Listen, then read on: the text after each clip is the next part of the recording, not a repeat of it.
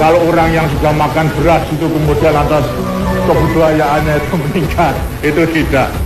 Baik beras maupun jagung dan juga ketela adalah sumber daripada karbohidrat yang sama. Bahkan mungkin lebih baik. Jadi janganlah merasa rendah kalau bahan bakunya itu jagung, jangan. Saya mau tanya, zaman Pak Harto dan zaman Pak Jokowi enak mana Pak? Oh enak Pak Harto mah. Pokoknya selama Pak Harto udah lengser tuh kita nggak pernah milih presiden, mendingan tidur, kagak jelas presiden sekarang. Oh gitu? Iya, udah males. Pada korupsi semua. Kangen zaman Pak Harto. Portal Islam.id. Ya, kangen zaman Pak Harto. Di mana zaman tak boleh ada sekolah swasta kaya, seragam SD sampai SMA diciptakan di zaman Pak Harto. Tujuannya agar satu, si kaya dan si miskin bisa satu kelas dalam tujuan pendidikan. Kangen Eyang Harto. Zaman di mana masa-masa swasembada pangan bahkan bisa ekspor. Kita bisa hidup tenang, gak mikirin habis beras.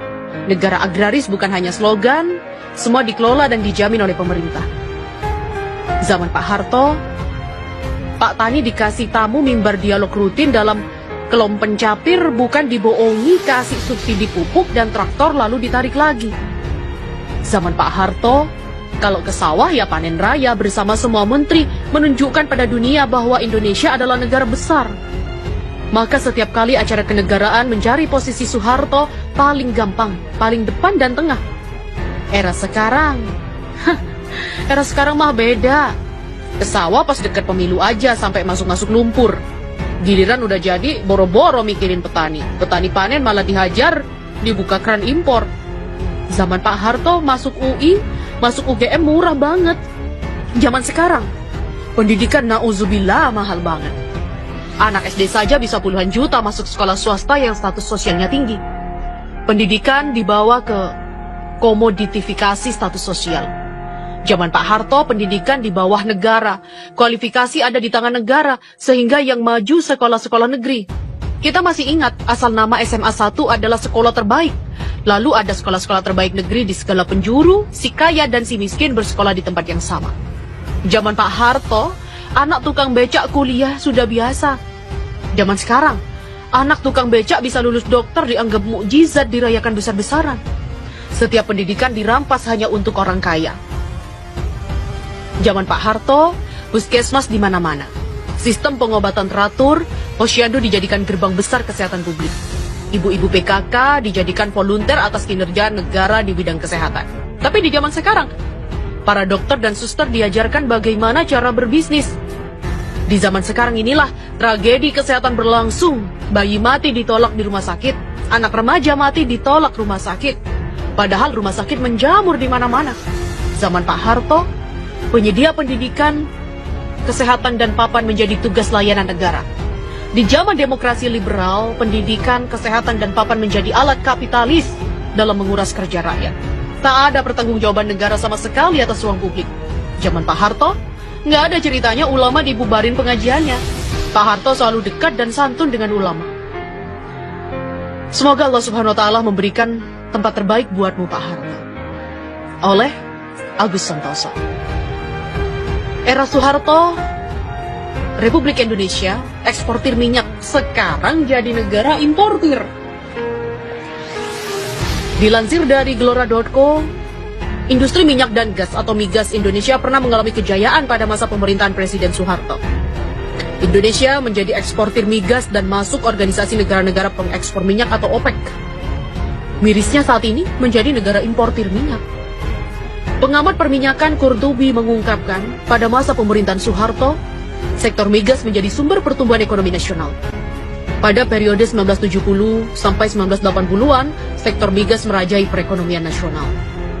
Dia menyebutkan pemasukan APBN itu 80% disumbang dari sektor migas atau devisa negara sebagian besar dari sektor ini.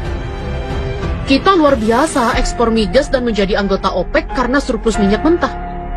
Berdasarkan hasil riset Reforminer Institute menyatakan, pada periode 1970 sampai 1990-an sektor migas memberikan sumbangan 62,88% terhadap penerimaan negara.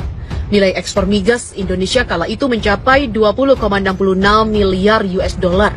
Nah, sekarang boro-boro menjadi net importir minyak mentah produksi 750 ribu barel per hari. Sementara kebutuhan 1,4 juta barel per hari. Data BP World Statistik pada 2018 mencatat produksi minyak bumi Indonesia pernah mencapai 1,65 juta barel per hari pada 1977. Pencapaian itu membuat Indonesia masuk dalam jajaran 11 negara produsen minyak terbesar di dunia. Saat itu Indonesia sebagai anggota organisasi negara-negara pengekspor minyak atau OPEC. Dia juga menyebutkan cadangan gas alam cair atau LNG Indonesia sangat besar mencapai 135,55 triliun standar kubik feet atau TSCF. Pada 30 tahun lalu, mengeksplorasi dan mengolah gas menjadi LNG di Arum Aceh. Pertamina ditunjuk membangun pabrik LNG pertama di Arum Aceh. Pada waktu itu belum ada industri berbasis gas di Indonesia, sehingga LNG diekspor ke luar negeri dengan harga yang sangat tinggi.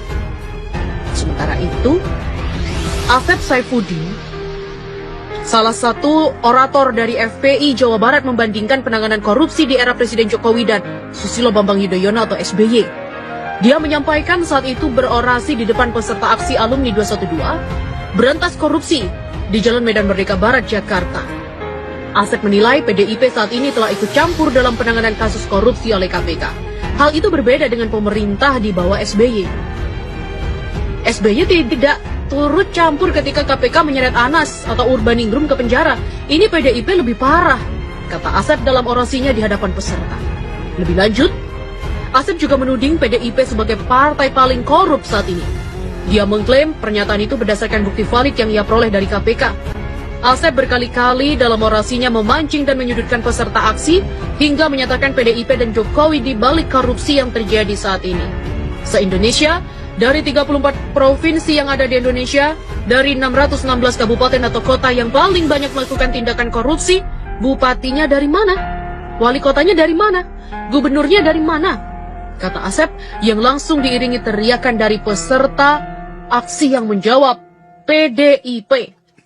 Jangan-jangan Presiden Republik Indonesia dari PDI juga melakukan, kata dia memancing jawaban massa.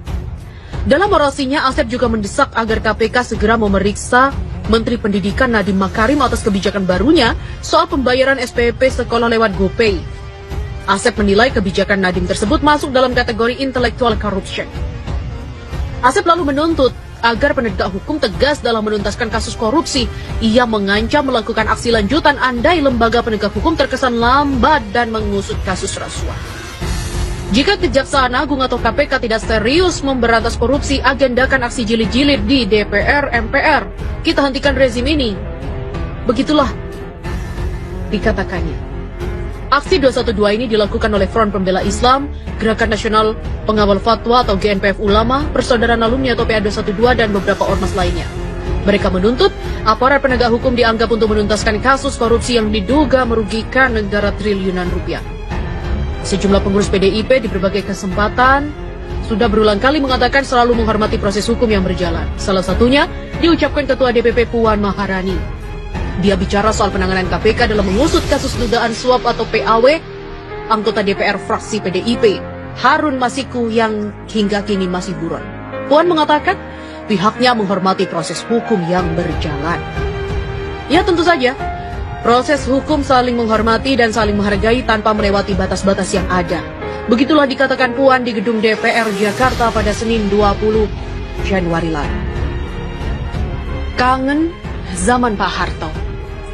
Portal Islam.id. Ya, kangen zaman Pak Harto. Di mana zaman tak boleh ada sekolah swasta kaya, seragam SD sampai SMA diciptakan di zaman Pak Harto. Tujuannya agar satu, si kaya dan si miskin bisa satu kelas dalam tujuan pendidikan.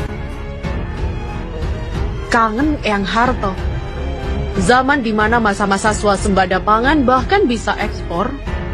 Kita bisa hidup tenang, gak mikirin habis beras. Negara agraris bukan hanya slogan, semua dikelola dan dijamin oleh pemerintah. Zaman Pak Harto, Pak Tani dikasih tamu mimbar dialog rutin dalam kelom pencapir, bukan dibohongi kasih subsidi pupuk dan traktor lalu ditarik lagi. Zaman Pak Harto, kalau ke